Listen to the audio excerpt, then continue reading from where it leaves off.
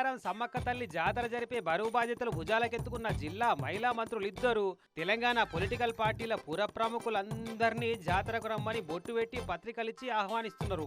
నిన్న మాజీ సీఎం కేసీఆర్ సార్ను కలిసి జాతర పత్రికను అందించారు. ఎర్రవెల్లి ఫామ్ హౌస్ కాడున్న సార్ను కలిసి సారోళ్ళు ఇంటామని కూడా ఊసబెట్టి బొట్టు పెట్టి అమ్మవారి బంగారం ప్రసాదాన్ని బట్టలను పత్రికను ఇచ్చి మొక్కి జాతరకు తప్పకుండా రావాలని చెప్పిర్రు. ఇక ఏర్పాట్లు పూర్తిగా వచ్చినాయి, అన్ని సవలతులు మంచిగా చేపిస్తున్నామని చెప్పిరట. ఇక రాక ఇంటికి వచ్చిన మహిళా మంత్రులను గౌరవించుకోవాలని అటు సారోళ్ళ ఇంటి ఆమె శోభమ్మ కూడా ఇంటి ఆడవిళ్లకు బొట్టు పెట్టి చీర సారలు ఇచ్చినట్టే ఇద్దరికి చీరలు ఇచ్చింది. మరి పత్రిక ఇచ్చి పిలిస్తే వస్తా అని చెప్పిండా మేడం?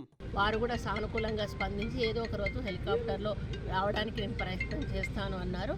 వచ్చి దీవెనలు అందుకుంటా అన్నారు. మమ్మల్ని వారు ఆశీర్వదించారు. మొన్న అంతకుముందు కమలం పార్టీ ఫ్లోర్ లీడర్ సార్ను పార్టీ ఎమ్మెల్యేలను కలిసి వాళ్ళకు కూడా పత్రికలు ఇచ్చి పిలిచింది సీతక్క. అదే నాడు సిపిఐ పార్టీ ఎమ్మెల్యే సాంబశివరావు సార్ను కూడా కలిసి రమ్మని పిలిచింది. మేడారం సమ్మక్క జాతర అంటే రాష్ట్ర పండుగ కాబట్టి రాజకీయ పట్టింపులు లేకుండా అందరు రావాలని కోరుతున్నారట.